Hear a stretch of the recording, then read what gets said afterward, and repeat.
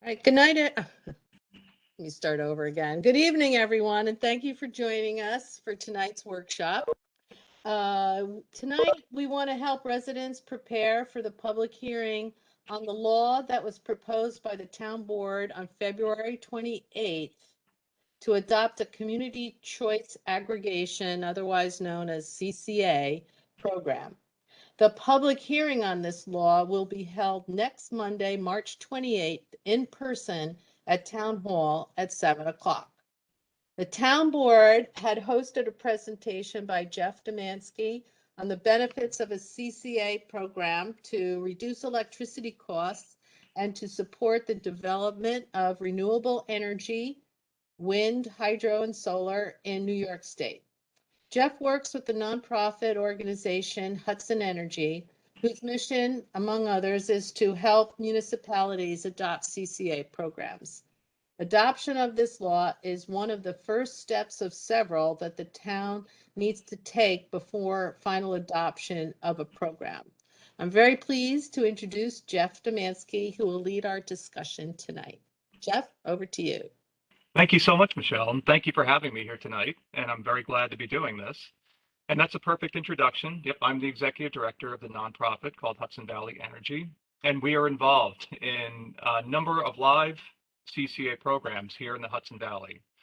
And I'm also on the state's team through the New York State Energy Research Development Authority as an expert on these programs, helping communities around the state do this exploration that Tuxedo is currently involved in, exploring whether it makes sense to implement this program called Community Choice Aggregation inside Tuxedo. And yes, to its friends and neighbors, it's known as CCA. We won't use many acronyms, or I'll try to limit the number of acronyms that I use, but CCA is one that we often fall back on. And so tonight, I'm going to tell you what it is, but hopefully do it in a way that makes it really understandable for folks, really looking through the experience of a utility customer in New York State. And so you'll see that I use images of an Orange and Rockland bill. And for the experience of what it looks like when you're in this program, I also use my Central Hudson bill, but emphasizing a number of things that a lot of people don't realize about their utility bill, that it's really two bills in one.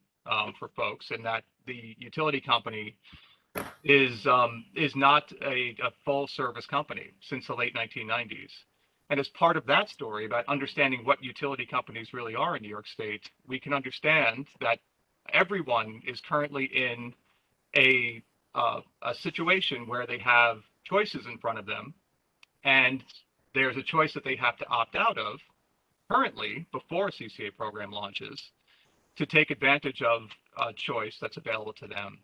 And that if a community, as Tuxedo is exploring, launches a CCA program, it creates a new opt-out choice, but doesn't take away any of the other choices. So we're going to go into all of that and explain the program, and we'll end with, we have this wonderful opportunity to talk about how CCA is doing in a live program in a number of communities here in the Hudson Valley. All right, so that's what I'm going to jump into. So first, I'm going to show you a slide that is a little word heavy, and it defines what community choice aggregation is, particularly from a municipal perspective, because it really is a policy. It's a state endorsed program. It was authorized, if you look at the bottom of the slide, by the New York State Public Service Commission in April 2016. And it's a tool created for cities and towns and villages, municipalities, to give them the ability, if they so choose, to determine default energy offerings for community members, not just for municipal buildings. We're talking about the town offering a new energy choice option, an offering for the members of the community. So residential customers, small business customers, smaller schools, libraries, all the community members.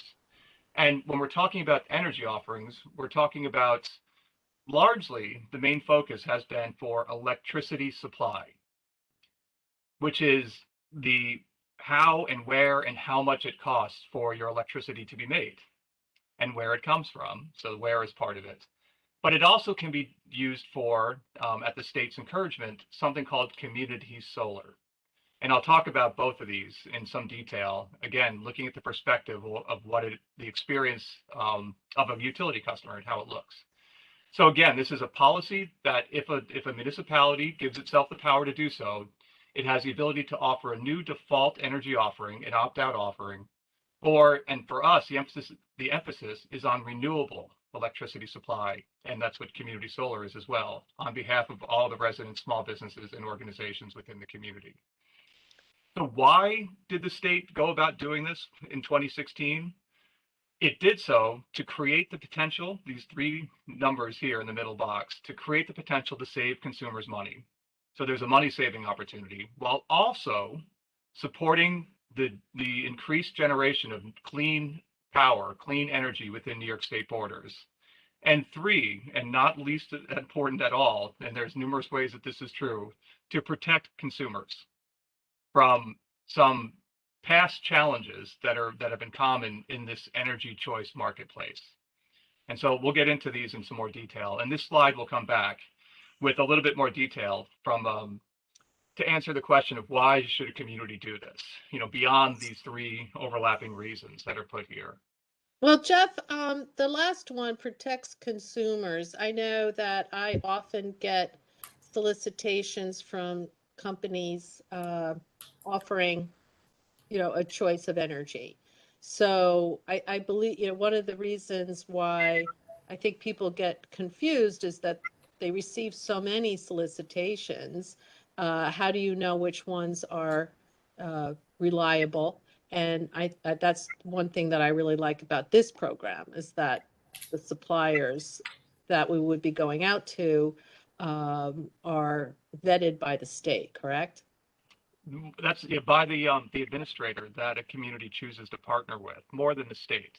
Okay. All of the suppliers have to be registered in New York State, but you're speaking to one of the very, very important aspects of the program. Yes, that working with basically a guide that you obtain at no cost to the town through this program, should you choose to launch it, you have a state-approved administrator who vets the choices that you're giving to your community members. And that's really wonderful because, as you said, there are dozens and dozens of energy supply companies out there that individuals could enter into contract with, and it can be really overwhelming. And from what I've found in really literally thousands of conversations we've had with people since we've been launching these programs in the Hudson Valley, if you haven't had a bad experience in the energy supply marketplace, you probably know somebody who has. So there's lots of companies out there which can be overwhelming, and many of them have caused some very well-earned distrust in the marketplace. Not to say that there aren't very good ones out there. Many people are happy with their third-party choices that they've made. But it is this idea that you have an experienced, knowledgeable partner in the administrator of the program that helps you navigate all the choices that are out there. And really, and I'll say this later in the slide, really optimizes the options that you make available to community members. Thanks. All right, so I'm going to move on, and this is jumping right in to the utility bill. This is an Orange and Rockland bill, as I believe it still looks. I know that they are in the process of redesigning their bill. They mentioned that to me a couple of years ago, but this is what Orange and Rockland bill looks like. And I used to be one. I used to live over in Orange County. I used to have an Orange and Rockland account, but now I'm in Central Hudson territory. But this is a mass of numbers and black and white text. But on this page, this detailed page for electricity service, there's actually three different sections. So I mentioned it's two bills in one, which that's largely true, but there is a third section that I'll emphasize. So the first section is right here. It's the electricity delivery section. And it's the section that has the most line items in it. And by line items, I mean these kilowatt hour column where it gets multiplied by a rate, some cents per kilowatt hour. And so this is the total usage for this customer. Total usage for this 30-day period was 502 kilowatts. And each of the line items, and you could add these first two for the way Orange and Rockland breaks it down, it adds up to 502, both multiplied by 8.4 cents here. But each line item is multiplied the usage by the rate, cents per kilowatt hour, to yield dollars or cents, dollars and cents, which get added up to the total delivery charges. The delivery section, since the late 1990s, since something called deregulation went into effect for the energy marketplace in New York State, the delivery section is the only section of the bill that the utility companies, Orange and Rockland in this case, is allowed to make money on. So this is basically the service that they get paid for, delivering electricity. And same is true for gas. This is, in essence, to use an analogy, this is appropriate to describe Orange and Rockland as equivalent to the United States Postal Service or UPS or FedEx, in that they don't get paid, they don't make the product, electricity in this case. What they get paid to do is reliably make sure it gets from where it's made to the customers who use it or who get the product. So that's what the electricity delivery service is. And no matter what happens with any of the program elements we talk about, that relationship never changes. It's something that people get confused about when we talk about the town getting involved to offer a new energy choice option, that it's going to be a replacement for their local utility company. And that is absolutely not true. Everything happens, as I'm going to emphasize as I continue to talk about the bill, it all happens here on the bill. And the electricity delivery section is unaffected by our program because, again, that's how Orange and Rockland makes money. That's what they get. That's the only thing they can make money on. What we're talking about when we talk about electricity supply, and if you might remember me saying before, this is the how it's made, where it's made, and how much it costs to make electricity. That's right here, this box below the delivery section. And there, if you look, it's a little bit bumping up against the top of the box, but there are 3 line items in this section. And this is true for all utility companies. There's something called the merchant function charge. There is the market charge, and there is an adjustment charge, an ADJ of the market charge. So 3 line items. You can see the same kilowatt hours, the same usage for that month. And there are, if you add these up, you get the total supply rate. And so these 3 numbers here add up to this 5.906 cents, and it's per kilowatt hour. So that is the supply charge for this particular month. And there's 3 line items when the utility company is making that decision for the customer, which is an existing opt-out or an existing default setting established by deregulation in the 1990s. So what that means is when deregulation went into effect, when utility companies were only allowed to make money on delivery, there was a market created for supply. And dozens of companies, as we talked about before, have registered to be basically middlemen companies, the supply companies. But if somebody does not engage in the supply marketplace, directly contract with one of those supply companies or energy supply companies, often called ESCOs, the default setting, the opt-out setting that's already in place is that the utility company will make that decision for the customer as a pass-through cost, meaning they don't make money on it. They directly charge the customer through the bill what the utility company pays the companies that they engage. A very important element of that is these rates change month to month. So there can be significant variation in the total electric supply rate of the month, and there's no input from the customer in what the supply rates are or where the sourcing is of where this power comes from. So the electricity companies, Central Hudson, Orange and Rockland, they go out to the marketplace and they will secure power from the broad New York State grid for the customers in their utility territory. Predominantly, the power that they source, and this is true for all the utilities in New York State, is predominantly not renewable. It's mostly gas production these days. Used to be oil, but oil is phased out, and coal.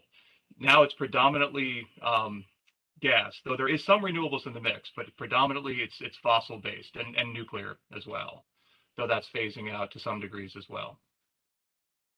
But again, The idea here is that when you see these three line items, the utility company is making your decision for you, and it is without input from the customer. The last section that I'll emphasize, and I do this to clear up common confusions and also to emphasize an additional potential option within the program, is this section, the payments and adjustments section on the right side of the bill. And what can exist here, it's not shown on this bill, but I'll show you how it does look on my bill in Central Hudson Territory. But what will and can fall into this section is if a customer has made a decision about solar, whether they put solar on their home or business, or they become a virtual owner of a portion of a field of solar, those benefits that the customer has that yields from that decision exists in this section all the way over here in the payments and adjustments section. And again, I'll show you exactly what it looks like on a future bill. But one thing to emphasize here is that the solar decision, the benefit a customer gets from having a solar system on their home or business or being a virtual owner through community solar, it is different than the supply decision. And people often confuse that. They think that when they put solar on their home or business, this is their supply. From a billing perspective, it is not. And from a physical way the grid works, it is not as well. It's something different, which is a good thing. You know, the confusion's there, but it's a good thing. It means that there's two ways that people can have positive influence on promoting renewables on the New York State grid. And there's two separate ways, which can be mixed or matched in any way they want, that people can get economic benefit from these decisions as well. All right, so I'm going to move on from the bill, and this we will see this bill again. But before I do, I'm going to reemphasize some of the same points I made using my menu slide, my restaurant menu analogy. But is there any questions before I leave this slide? One question I do have, this is now in place where we can have the solar or community solar in addition to the CCA, correct? That's correct. Okay, good. And then Ken has a question. Yep, Go ahead, Ken. So obviously the theme is choices. Yes. But as far as electricity delivery, you really have no choice. It's kind of like a franchise thing. I mean, I can only choose Orange and Rockland and no other delivery company, correct? That is true. That is correct. Yes, in essence, they do, in their territory, they do have a monopoly on that delivery because they own the infrastructure. Unless we can have a whole other discussion about something else with municipalities looking for different options, but nothing is being done along those lines in New York State. So yes, you're correct. And I know you get into it later, because I think what's attractive to me, of course, my wife and I are trying to move towards renewable energy sources, and we're not really considering solar on our house. But I think what would help make this attractive to us is when we make these choices that we are choosing the renewable sources as well as the collective community choice aggregation.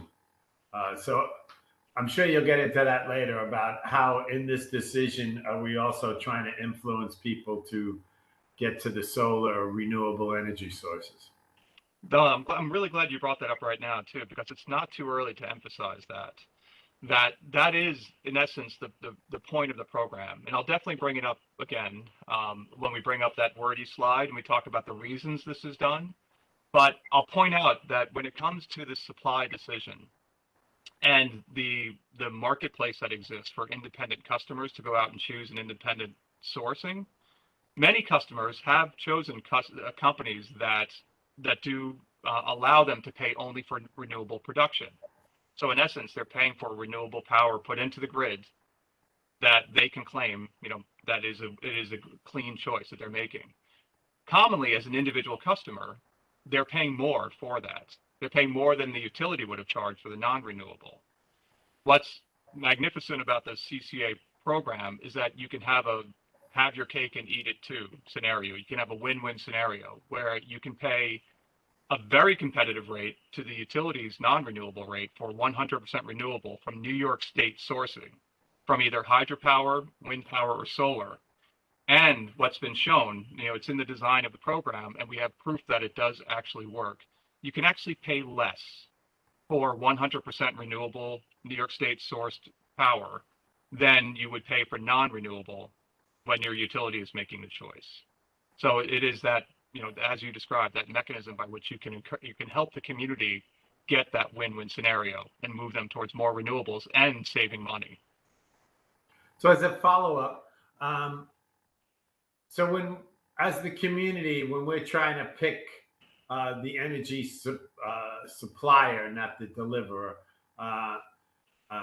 and we want to steer towards renewable energy, is that a one direction for everybody, or do we pick community choice aggregation, and then do people then also have options for solar? Or if we go this route, it's community aggregation and everybody has to be on the same plan, so to speak?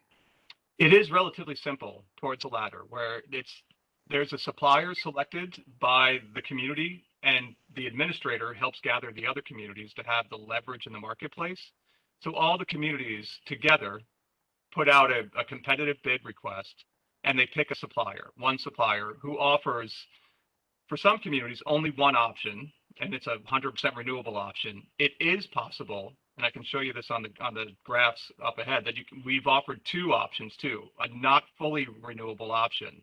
But the reason my nonprofit's involved in it, the reason the administrator that I'm working with in the Hudson Valley is in it, is for that win-win scenario, that we work with communities who the default choice is the 100% renewable. Is typically for the current state of the New York State grid and sourcing is 100% hydropower, responsibly sourced hydropower, with more solar and wind power in the near future. That's going to be the sourcing for that 100% option. Thank you. All right, so I'm going to just step forward here just to kind of reemphasize some points here about the choices that customers have before them. So this is my menu slide, my restaurant menu analogy. And this is a focus on electricity supply. And this table is like an appetizer menu where you walk in and you're gonna sit down and have a meal. You're gonna have an appetizer, and as most people do, I think they pick one. You can only pick one from the appetizer menu, so you got to make a choice. What exists in the electricity supply option to begin with, as I mentioned, is the originally established New York State determined default, where the utility company will make that decision for you.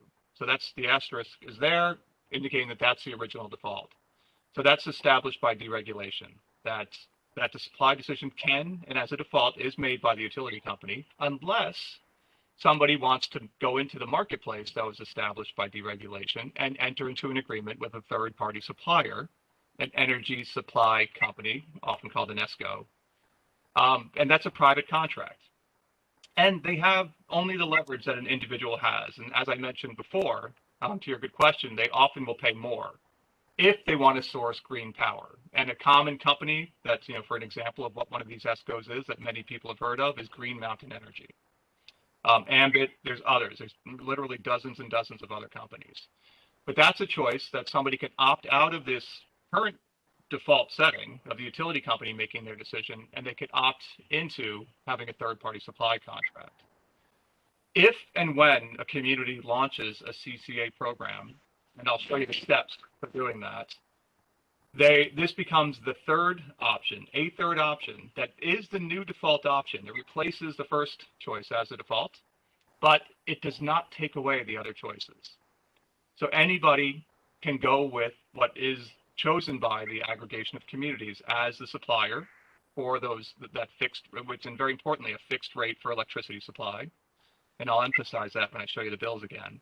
But anybody who is automatically included in the program, if and when it launches, can opt out and go back to the utility company making their decision or stay with their third-party supplier. And as a matter of fact, it's worth emphasizing right here that if and when a program launches, the only folks who are included automatically are the folks who are in choice number one to begin with, having the utility company make their decision. So if somebody has made a choice to opt out of the original default and they're in a private contract with Green Mountain Energy or or whatever other companies out there, they stay in that arrangement. They don't have to opt out. They have made a choice, and so they are unaffected by the program. If they want to, they can opt out of that decision into this program if they want. But we advise them to make sure that there's no fees for early termination or anything. But anybody can join the CCA within that community if and when it launches. Ken, did you have I see your hand up, Ken. Do you still have a question? No. Apparently, Okay, nobody hit the sure. put my hand down button. So there I go. Just wanted to make sure. Thank you. So, but this is I'll just, maybe it's just a comment is that, some third-party suppliers, as you say, you enter into a contract, and if you want to get out, you will, before the end of the contract, there are fees for early termination. Whereas if if you are in a CCA program, there's no fees to opt out, right? That's correct. Yes, there's no fees whatsoever and no cost, which I'll emphasize as well. So these are the three choices, and this is for supply. Again, and we're talking about rates here. We're talking about the cents or dollars per kilowatt hour that somebody pays, which gets multiplied by however much electricity they use in that particular month. And in my analogy, this is like the appetizer. And now we understand what was the original default and what becomes the new default if a community launches this. And now I want to reemphasize the distinction between supply and solar decisions. And so I bring in the entree menu to keep my analogy going. So now we have the entree choices, and the same rules apply. You can only pick one from this column too. This is different than supply, two different tables. What are the solar choices? Choice A is that a customer, a New York State utility customer, does not have to do anything about solar. That's choice A. They don't have to put solar on their home or business. They don't have to join a community solar program. They don't have to do anything. So that's choice A. But choice B is they may choose to engage a company either through a lease or a purchase to put solar on their home or business or on their property around their property. Or what's become available in the last 5 or so years is this ability to be a virtual owner without having to put solar panels on your property. You can reap the benefits of this expansion of solar in New York State by becoming a virtual owner of a portion of a solar field that is not only in New York State, but by the requirements of the state, to be a community solar subscriber, it has to be also in your utility territory. So it's even more local benefits. All right, and so these are, again, you can mix and match, choose one from each of these tables, and you can mix and match them in any way. And that's something to reemphasize, and we can have a conversation about it, but it's something that I find it very helpful to walk folks through this, just so that they realize that they can do any combination of what's presented here before them. And I'm going to do a little bit more detail again to emphasize the differences between supply, particularly with CCA, and what community solar is, by just adding a couple of things at the bottom of the table. So for CCA and electricity supply, the focus of what we yield through the program is a low, competitive, fixed rate, unchanging rate. It's the same cents or dollars per kilowatt hour for the full duration of the program, which is typically 2 or 3 years long. So it's wonderfully fixed, and it never, ever varies. And it won't vary at the end of the program. By being a municipal enabled program, the program ends at the contract period, but can be repeated. The process can be repeated if the municipality chooses to do so. It's not a situation where somebody's fixed rate suddenly balloons without their awareness. The idea is that the team is very involved, and there's public outreach and information requirements to make sure that this is not something sneaky. So it's very transparent. And again, we're talking about a low fixed rate for renewables here.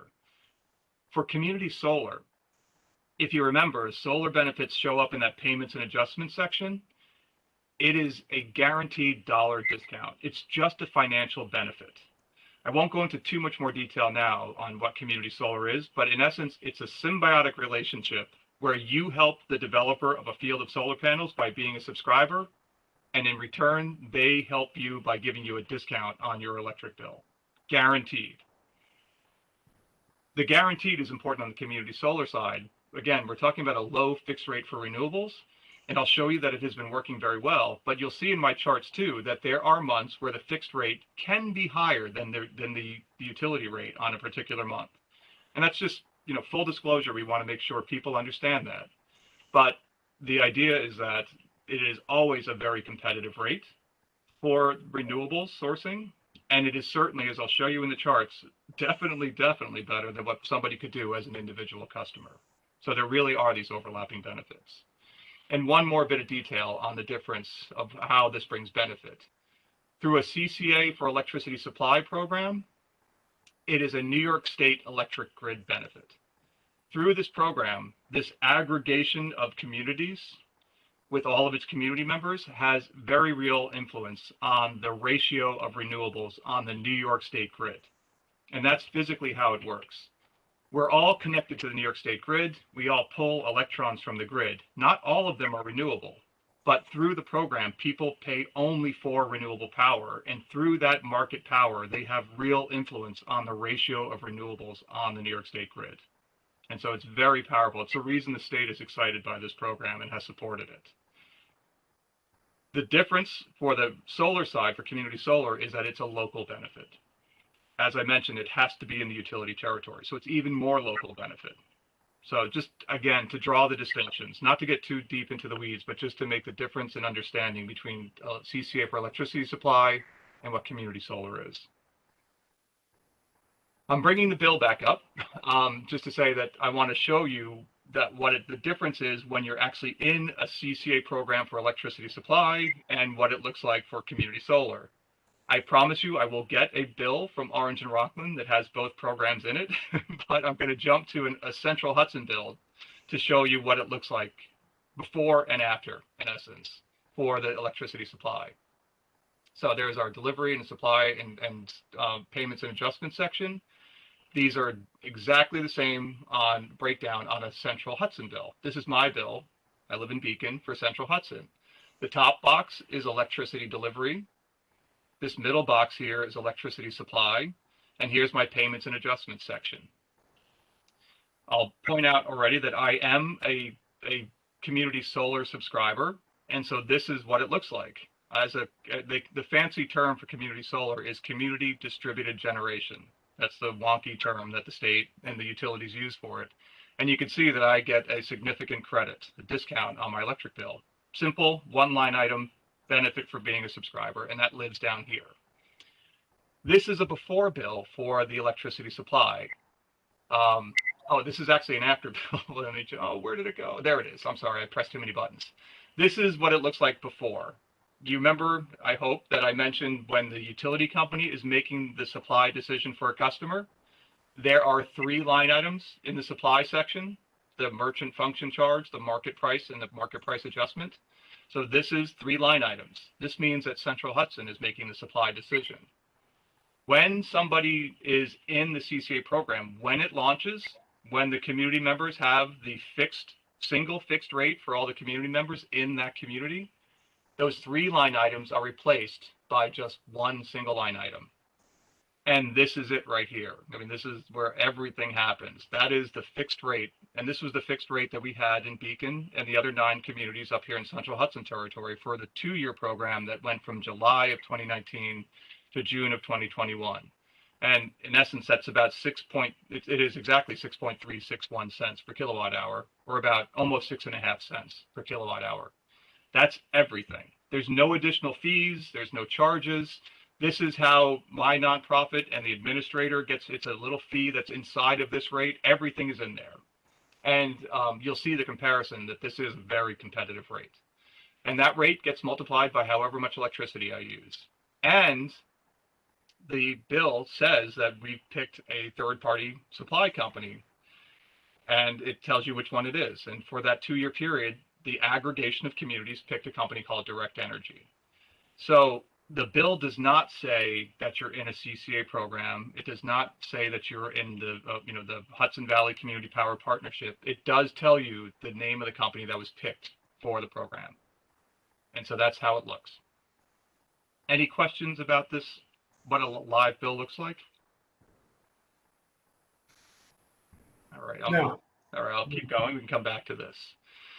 All right, so this is revisiting my wordy slide about what the program is. Here's my definition again about CCA as a policy that's enabled by municipalities to offer this choice option.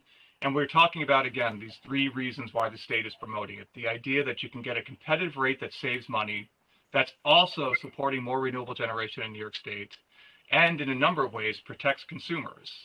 There's no commitment. They can opt out at any time. There's no hidden fees or costs. There is that reduction in confusion because the community has stepped to the fore and optimized the choice.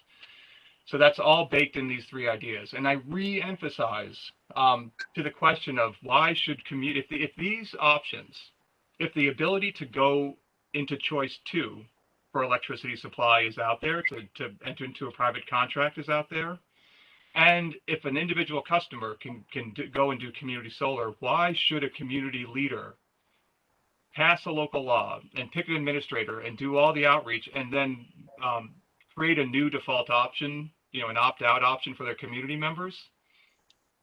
I argue that the reasons are that there are significant benefits wrapped up in these 2 reasons right here. One is the idea of the numerous ways it protects the consumers from the bad actors and missteps in the energy marketplace.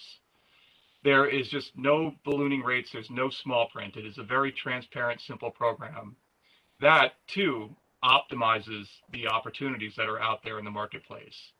A very competitive rate for electricity supply with no ballooning rates and a very clear start and end period.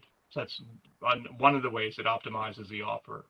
And without going into too much detail, it also, if community solar is offered through a program, the best that can be offered for customers for community solar is also vetted and offered by the administrator if that's chosen as an option.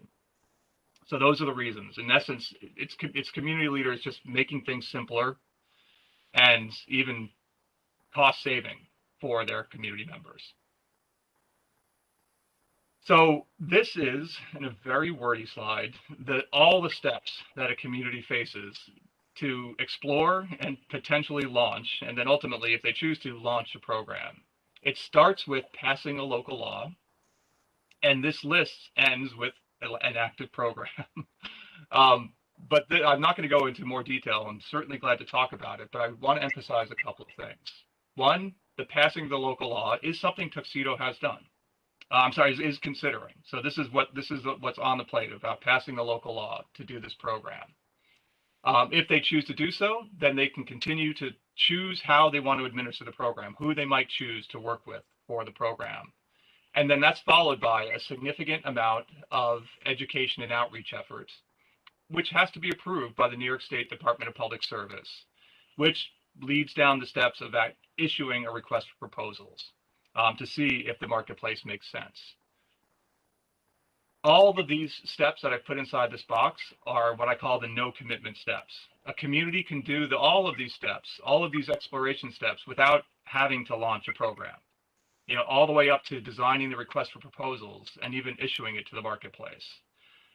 It's not until, if and only they accept the bid, if they decide to issue the RFP, that you move down the rest of the steps, which includes more education and outreach, and then a letter sent to every eligible customer, and then a letter that comes from the utility company letting people know they're going to be in the program, that you move towards an active program.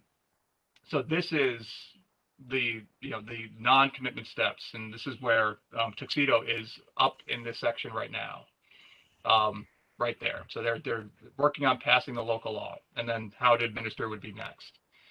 The bottom at the box at the bottom just emphasizes that throughout all of these steps, there's no direct cost to the town or community members for doing this program. It's only if the program launches and then that fixed rate for electricity supply goes on the bill that you see how the program works. There's no fees, there's nothing to it. So it's relatively simple. Before I moved off the detailed process slides, any questions on the process?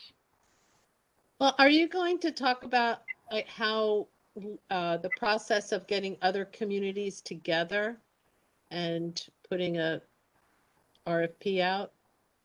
I can do that right here. It's kind of a good opportunity to do it. So from a community's perspective, these are the requirements. pass a local law, an administrator, then participate, support the outreach and education that happens, but it's on the burden of the administrator.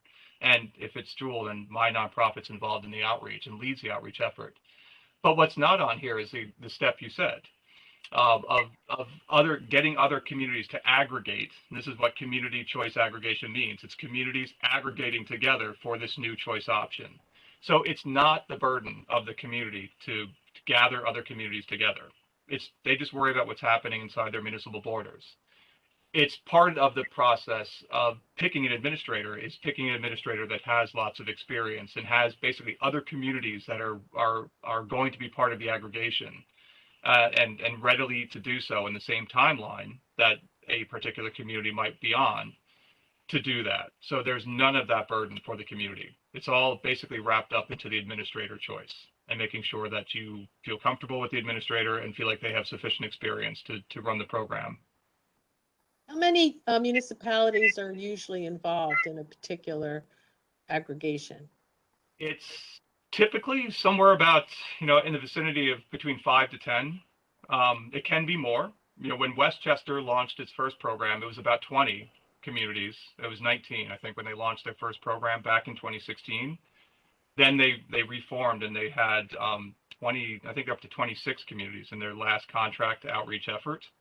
But it's more about just getting across a certain level of customers. I mean, because that's what the suppliers are interested in being part of. They are bidding to have the community members that are in the aggregation. And there's sort of a rough number of about 20,000 meters, customers in an aggregation. And for the sizes of communities that we work with, it's less, you need less communities if you have a very big community that's part of it. For example, the city of Rochester is in essence forming its own aggregation. They're big enough to be their own aggregation because they have plenty of customers or meters within that.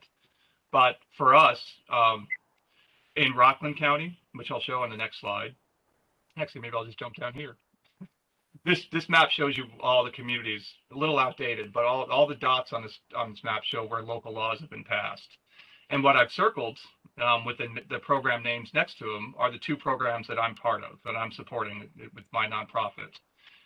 The Rockland Community Power Program, which it's 6 communities, soon to be 5 because of a dissolution of one of the villages. But it's 6 communities that aggregated together, and it was about 30,000 meters within.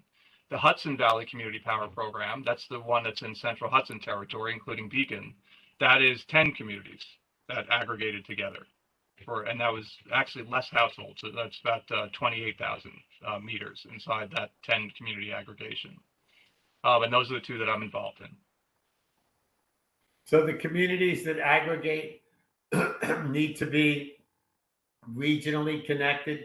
So you can't partner with another community. They need to be within those circles. They do not, actually. That's part of the magic of the administrator as well.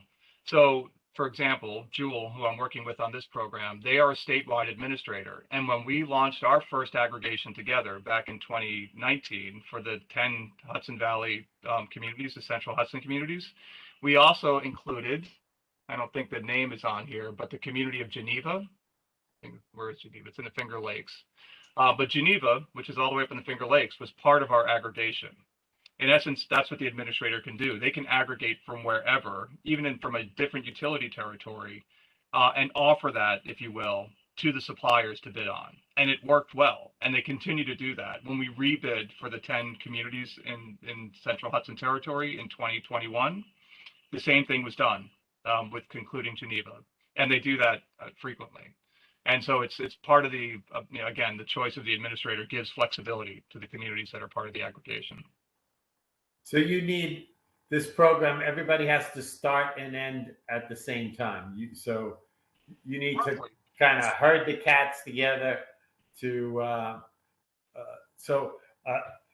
would, it kind of makes it sound like you're talking to other communities around Tuxedo and trying to get us all to consider starting this around the same time. Well, it's kind of the beauty of having done this for a while. We're probably talking to 3 to 4 groupings that are all going to move forward at different times and will all be of sufficient size. So there is an aggregation that is assembled, and it's going to go out to bid in probably April or May. And if Tuxedo really wanted to be part of that, we almost have enough time, but it's probably too tight a time frame. But there's another group of communities that are on a little later time frame that will be ready to go.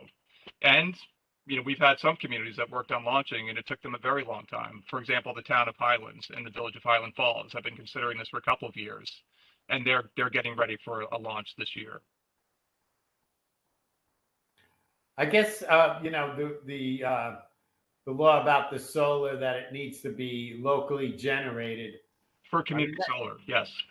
Right, that sounds intriguing, because I guess at some point, as more and more moved in that direction, just like eating locally, generating your power locally seems to have an attraction of not having these giant transmission lines coming all the way down from Niagara or something like.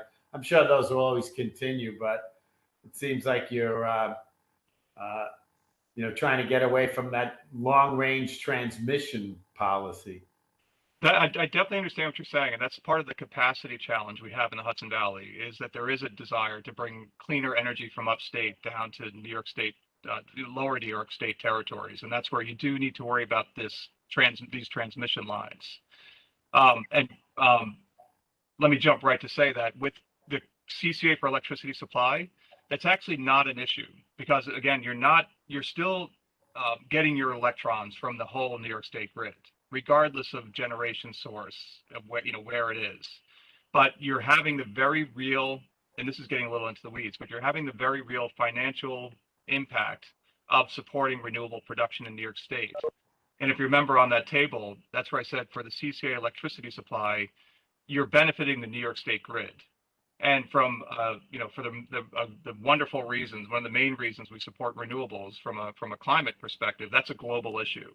So if you're having influence on the New York State grid from a global perspective, that's as good as it being local.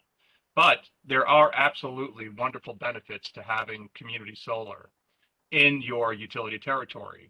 More clean air benefits, versus alternatives for combustion, jobs benefits as well. That's not a small thing in the least, that you're creating local job benefits for your community members through more of these projects happening. Thank you. All right, so I'll finish out just with showing some of the performance of the program.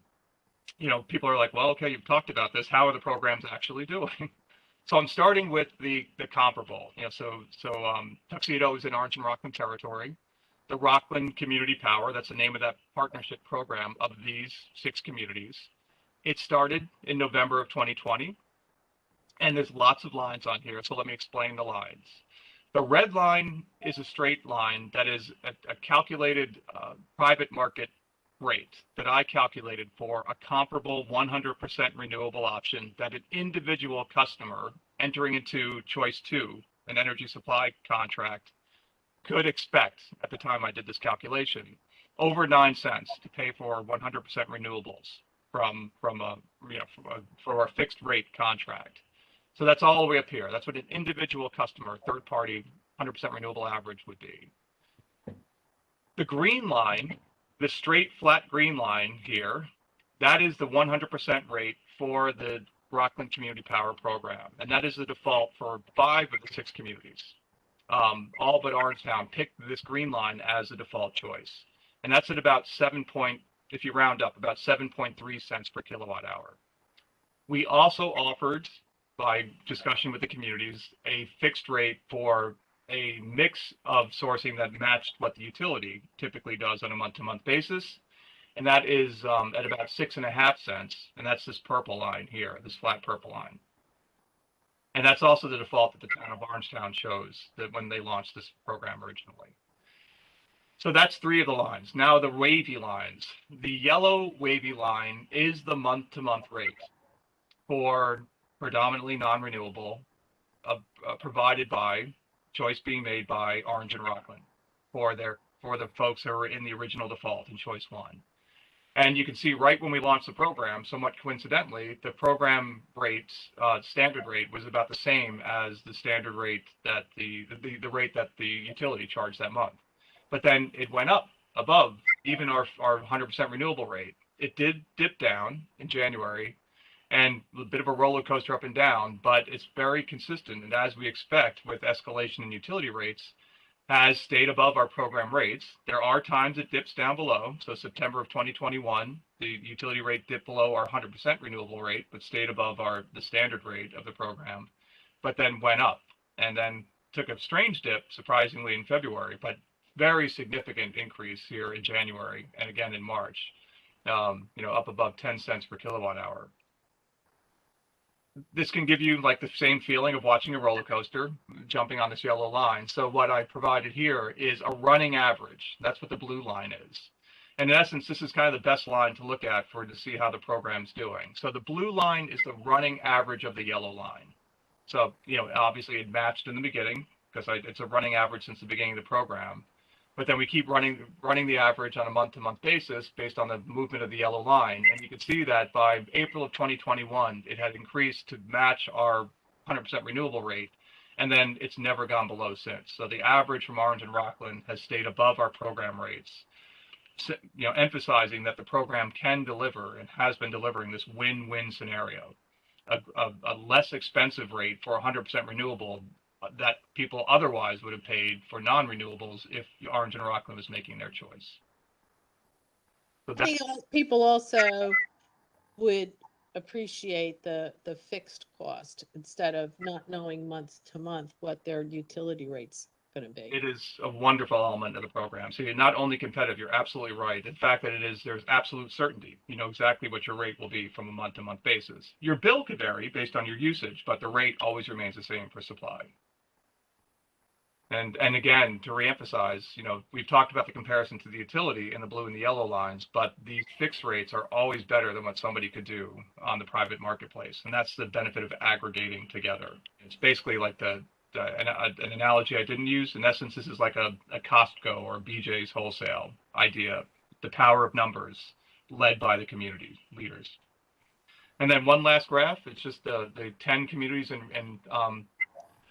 in the Central Hudson territory, and these are the 10 communities that are part of that aggregation currently. For the new 3-year contract, which started on July 2021, and this does not show the full 3 years because we're only in the first just over half year of it, but it's a little hard to read the lines because the scale is a little thrown off because the rate has gone just crazy in Central Hudson territory. In February, it went all the way up to 22 cents per kilowatt hour, which is way above our 6.573 cent per kilowatt hour for 100% renewables that we obtained for this 3-year contract. This is all the way through June of 2024. But the same color coding applies here. This is the private market estimate that I made, closer to 10 cents. And the blue line, again, is the running average of the varying utility rate.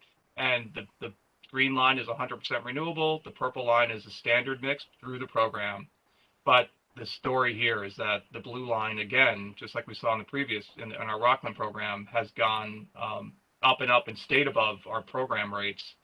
And in this case, with what's happened, and you've probably read it in the news, with the craziness in utility rates, the utility rate has even gone above what I had calculated for a private market rate. But it's well above our program rate, to the tune that in February alone, for all the members in these 10 communities, Jewel calculated that it was a $3.5 million savings versus what they would have paid had they stayed with the utility choice. So pretty significant. And the economic impact of that money, right? People having that money to go back into the community is an economic benefit to the communities. Yep, absolutely. It's funny. We'd had conversations with people last year. I guess it's old news now, but last January was when they had that cold snap in Texas and the rates went crazy down there. And that was for different reasons. But we had a lot of people asking us, well, if you had CCA down there, would you have been subjected to those crazy utility rates? And we would explain, nope, that's exactly what we do. The certainty of a fixed rate, you're protected from that. And now we've, this year, this January and February and March, and I think for the months ahead, it's proving out exactly that idea of the benefit of that fixed rate and the benefit it brings. And that's my presentation. So I'm happy to answer questions. So the suppliers, not the delivery company, but the suppliers, they have to really manage themselves to, over a 3-year period, ensure that they can continue to meet that flat rate that that were promised. That's got to be a challenge for them, I would imagine. Well, the benefit that they have, and I didn't go into that detail, the benefit they have over the utility is that they can it, in essence, to use that term from the financial market, they can hedge, and they look at the marketplace, they look at projections ahead, they look at the demand that's available through the communities, and they'll basically at the time of bidding, if they're successful, they'll buy that power right away, including the renewable attributes, making sure it makes sense for them, and then they're locked in. And the contract is such that that no matter how many people opt out of the program, they are locked in and must provide it. And that's one of the beauties of, the consumer protection element that the administrator and the New York State model, in essence, brings to that. One other thing, of course, I see on my bill is the natural gas charges. Is there any kind of equivalent program for natural gas, or? There is, through the Public Service Commission order, when CCA was allowed in 2016, it can be used for natural gas. No community that I know of has pursued that, but I think there's more interest now because of what's happened with gas rates. So that certainly could be part of the conversation. So you can use it for gas. The reason we have not emphasized it, and in essence, it's the same reason the state's promoting this, is that you can't really improve upon the environmental attribute of gas. The thing to do with gas or any other fossil is to try to move away from it if you can. So all the talk is about electrifying. I see. Yeah, the beauty of this program is that it brings certainty and cost competitiveness along with that decision to electrify if somebody can do so. Which is why I would be hoping that the choices we make are really promoting the clean energy choices. And even if it was not the more dramatic financial savings, but still was less than what you're paying, trying to convince people that we're doing our part and it's not costing you any more money. Exactly. Good point. Is there anything else in the law that we're going to have a public hearing on that we should talk about in this workshop? Basically, the law allows the town to go to the next step, and that includes the data collection. Ultimately, if you go past the outreach and Okay. efforts, then you get to the utility. But the point to really emphasize, and I don't think I even did this enough, is that, and forgive me for using this phrase, but it's really such a no-brainer to pass the law because it doesn't require you to do anything more, but you can't do the exploration. You can't launch a program without it. Okay. So there's no reason that every community in New York State shouldn't give themselves the ability just by passing the law. It does not mean by any stretch of the imagination that they have to launch a program. So it's just a really good idea. And even there's no reason not to pick an administrator if the market looks right. And do the education and outreach. And even though I'm involved in the education and outreach, I don't think it's any bias. This goes back into the 30 years I've been in the field. It only helps to bring more information to people, especially with the way the grid is going to evolve. And that's another beautiful element of the program, that in having the administration team, you have a resource available to the community members to help navigate these, what can be sort of overwhelming energy choices. And the idea is that they're not terribly complex, but who has time to dedicate to this? Not a lot of people. And so we basically are there to help them understand it and explain it again and again and again if they want to. And it's a fun aspect of the job. Thank you, Jeff. And for people who are watching the recording, here is Jeff's contact information. And Jeff is graciously offered to answer questions. So please reach out to him if you have any questions. And again, the public hearing on the law will be Monday, March 28th at 7 p.m. in person at Town Hall. Very good. Thank you guys for having me tonight. And please do reach out with questions. Happy to answer them. Okay. Thank you so much, Jeff. You keep us so well educated on this. My pleasure. All right. Thanks so much, everyone. Have a good night. Bye.